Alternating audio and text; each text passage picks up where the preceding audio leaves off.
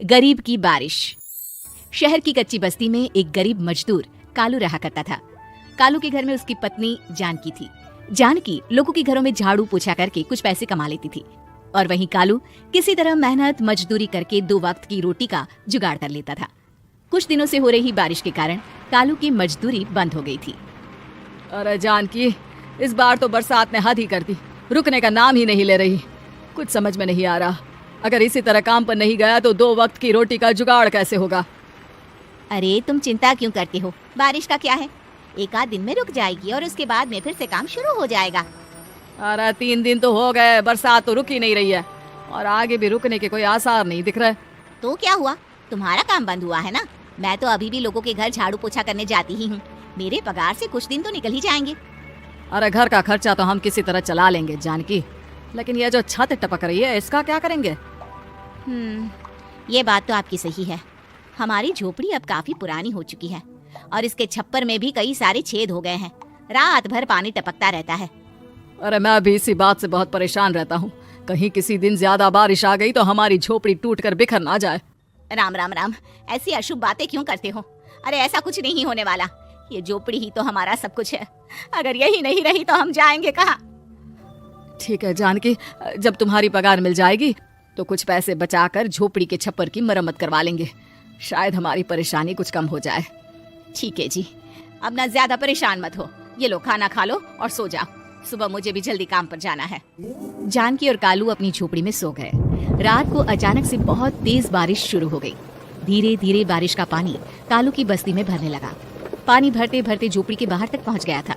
सुबह के वक्त जब कालू और जानकी सोकर उठे, हे भगवान, ये क्या हो गया। बारिश का पानी तो हमारे घरों तक पहुंच चुका है। अब मैं काम पर कैसे जाऊंगी। रहने दो जानकी, तुम आज काम पर मत जाओ। ऐसे पानी से निकल कर जाओगी और बीमार पड़ गई तो लेने के देने पड़ जाएंगे। लेकिन अगर नहीं गई तो मालकिन लोग नाराज हो जाएंगे। आप जानते हैं ना, बड़ी मुश्किल से 1 दिन की छुट्टी भी नहीं देती है। अरे लेकिन जानकी, झोपड़ी के बाहर तो पूरी बस्ती में पानी भरा है, तुम जाओगी कैसे। जानकी जैसे तैसे करके काम पर चली जाती है, लेकिन अगले दिन फिर से बहुत ज्यादा बारिश होती है और बस्ती में ज्यादा पानी भर जाता है। आज तो मैं तुम्हें किसी भी तरह काम पर नहीं जाने दूंगा। अरे अगर तुम्हें कुछ हो गया तो क्या होगा। ठीक है, तुम ठीक ही कहते हो, आज नहीं जाती। अगर मालकिन नाराज हो गई तो मना लूंगी किसी तरह। अरे मनाने वाली क्या बात है, जब तुम बताओगी कि हमारी झोपड़ी में पानी भर गया है तो वो खुद ही समझ जाएंगे ना। अगले 2 दिन तक तेज बारिश होने की वजह से जानकी, कालू और आसपास की बस्ती में रहने वाले सभी लोगों के घरों में पानी भर जाता है, जिसकी वजह से जानकी काम पर नहीं जा पाती। और 3 दिन के बाद जैसे ही जानकी काम पर पहुंचती है, कहाँ थी तुम? पिछले 3 दिनों से काम पर क्यों नहीं आई? मेम साहब क्या बताऊं, इतनी ज्यादा बारिश हो रही थी, हमारी पूरी बस्ती में पानी भर गया है और उससे भी ज्यादा तो मेरी झोपड़ी के अंदर पानी भर गया। आप ही बताइए कैसे आती मैं।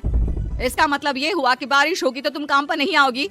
ना ना, मेरे कहने का ये मतलब नहीं था मेम साहब।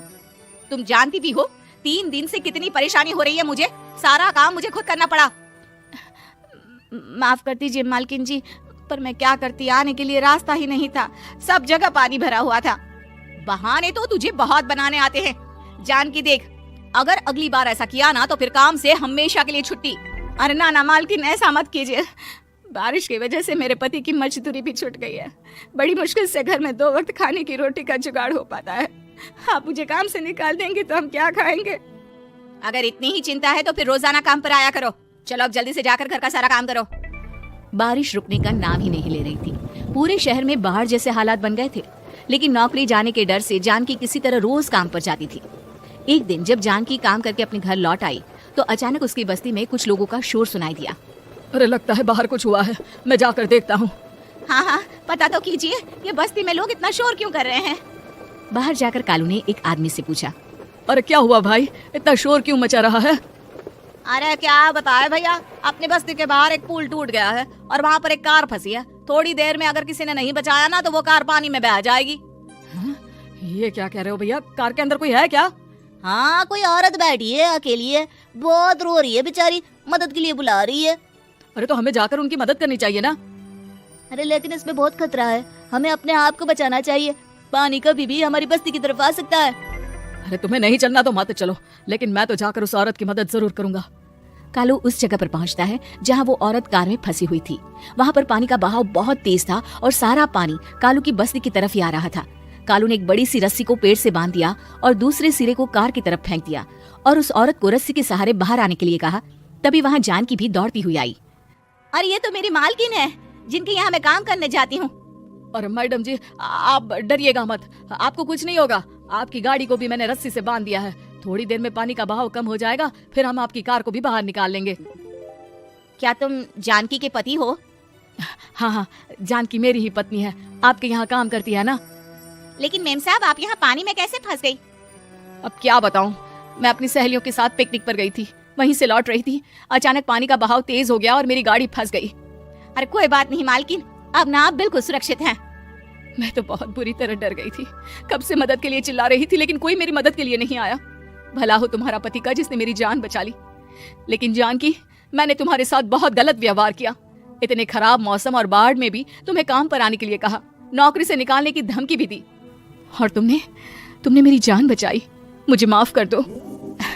अरे कोई बात नहीं मालकिन, आपकी जान बचाना तो हमारा धर्म था।